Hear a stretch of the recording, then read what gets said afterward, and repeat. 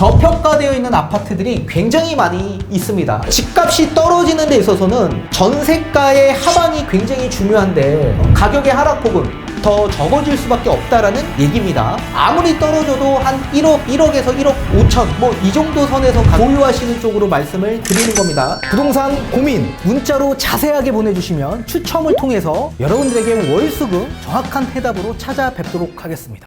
뒷번호 3922님께서 보내주신 부동산 고민입니다. 구독한 지 얼마 안 된 새내기 불인이인데 불인이 같은 질문을 드리게 돼서 일단 죄송한 말씀 먼저 드려요. 요즘 저희 집값이 갑자기 6억 5천만 원으로 떨어져서 계속 하락하기 전에 차라리 비과세 받고 매도해야 되는 건가요? 구리시 교문동 금호 어울림 2020년 5억 원대에 구입하셨고요. 대출 2억 이자 싸서 부담은 없다고 하시네요. 전문가님 답변 부탁드리겠습니다.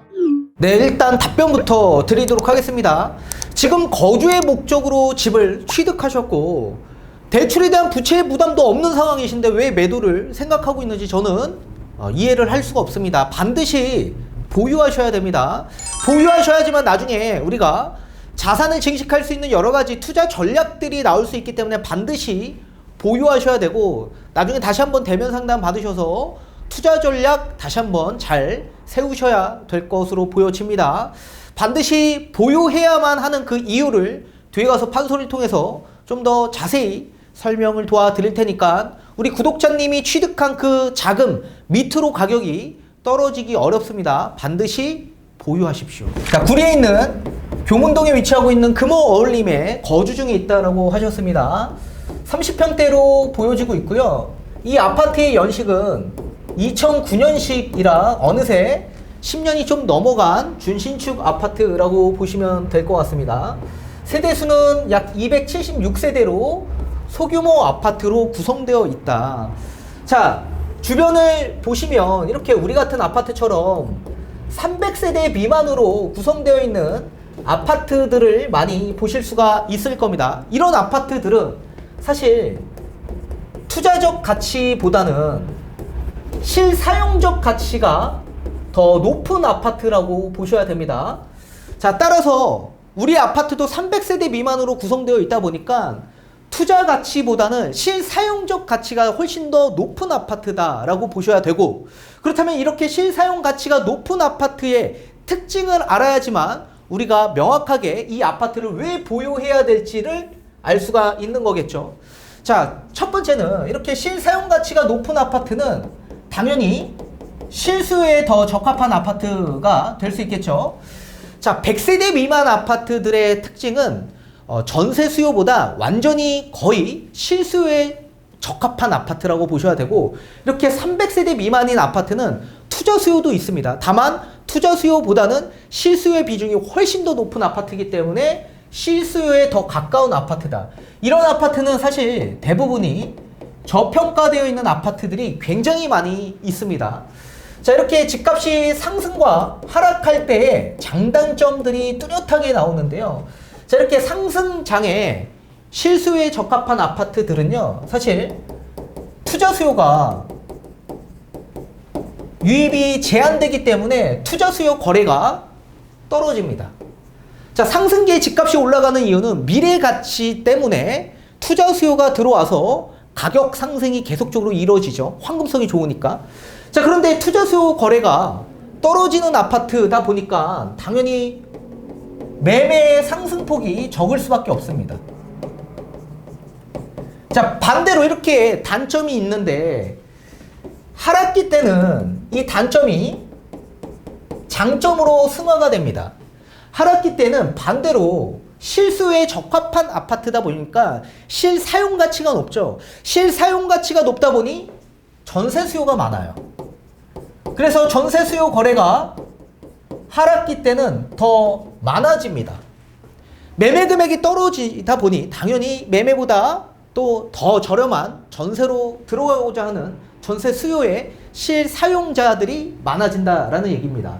자, 이렇게 전세 거래가 많아지다 보니까 당연히 전세에 대한 상승폭은 반대로 커질 수밖에 없습니다. 자, 전세 금액은 지금 떨어지고 있는데 앞으로도 전세 금액이 올라갈 수 있나요? 당연히 올라가죠. 시기별로 월세의 비중이 높아지는 시기가 있고 또 전세의 비중이 높아지는 시기가 있습니다. 자, 집값이 떨어지는 이런 대세 하락장이 찾아오는 시기에는 내수 경기가 굉장히 악화되는 시기입니다. 국민 대다수의 자산 가치가 떨어지는 시기에 사실 매달 지출되는 월세의 비중이 높아지는 시기에는 그 부담이 배가 될 수밖에 없습니다. 그리고 당연히 이렇게 내수 경기가 악화되는 시기, 경기를 회복해야 되는 시기에는 저금리 기조로 갈 수밖에 없죠. 그래서 월세보다는 전세로 이동하는 수요층들이 더 많아지는 시기다라고 보셔야 됩니다. 따라서 이렇게 전세 상승폭이 계속적으로 높아지는 시기가 찾아올 거다, 나중에는.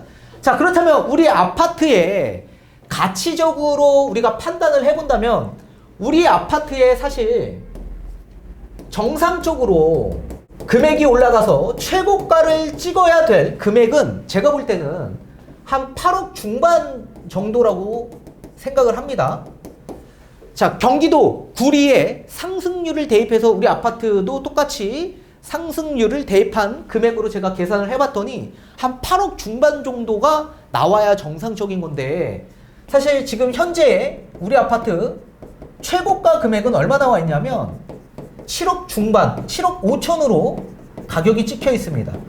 따라서 원래 정상적으로 이 아파트가 올라가줬다면 8억 중반까지 올라가줬어야 되는데, 실수요 아파트에 적합한 아파트다 보니까, 투자 수요가 계속적으로 못 들어가는 아파트다 보니까 매매 상승폭이 저조했던 겁니다. 그래서 7억 중반까지 들어갔던 저평가된 아파트다, 그렇게 보셔야 되고, 또 두 번째는 지금 전세가율을 봤을 때 다른 지역, 다른 아파트에 비하면 전세가율이 굉장히 높습니다.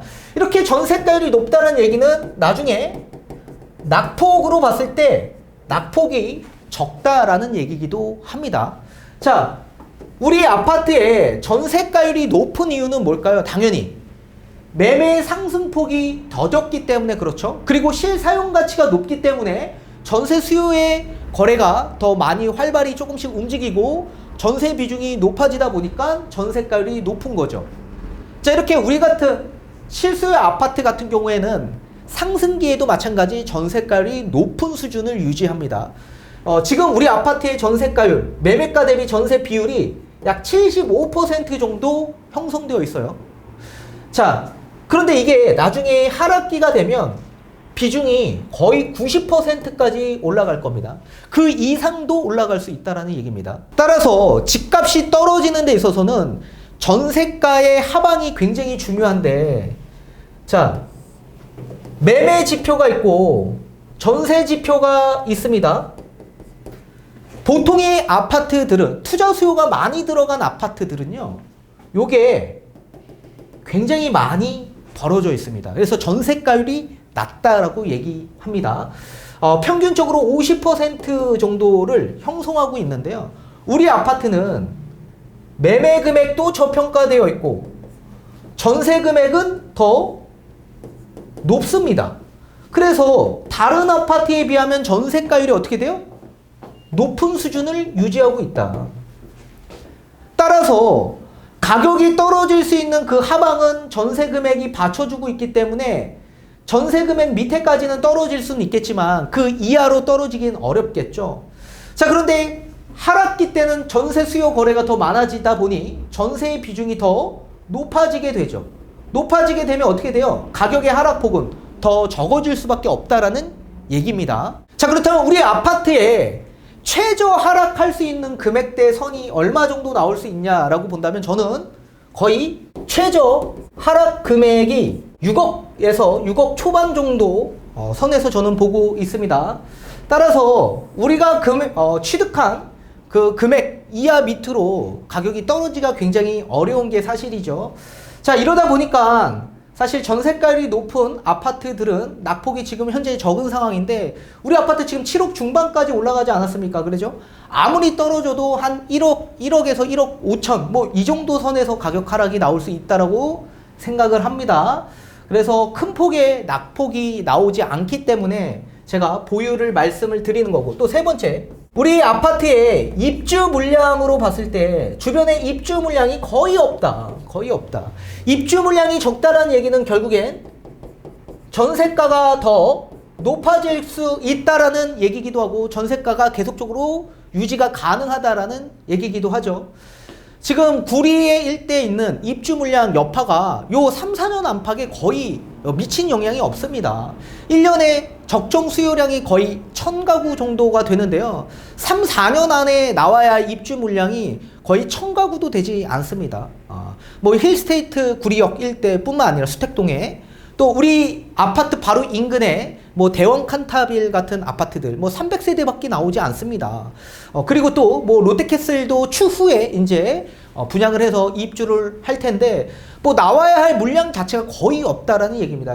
그러면 전세가는 계속적으로 유지가 가능하다는 얘기고 전세 가격은 계속적으로 물가가 상승한 만큼 그 이상 계속적으로 올라갈 구실이 나올 수 있는 거죠. 자, 따라서 전세 수요 거래가 계속적으로 하락장에서는 더 많아질 수밖에 없고 전세 상승폭은 입주 물량이 적기 때문에 계속적으로 더 올라갈 여지가 있고 우리 아파트는 저평가되어 있는 실수요의 아파트다 보니까 지금도 현재 전세가율이 높은 상황에서 앞으로 더 전세가율이 높아질 가능성이 있기 때문에 저는 보유하시는 쪽으로 말씀을 드리는 겁니다. 그래야지만 우리가 대세 하락장이 찾아왔을 때 여러 가지의 투자 전략적인 게 나올 수 있기 때문에 반드시 그 뒤에는 다시 한번 대면 상담 받으셔서 전략을 수정하시길 바라겠고 저는 보유하시는 쪽으로 말씀을 드리고 싶은 겁니다.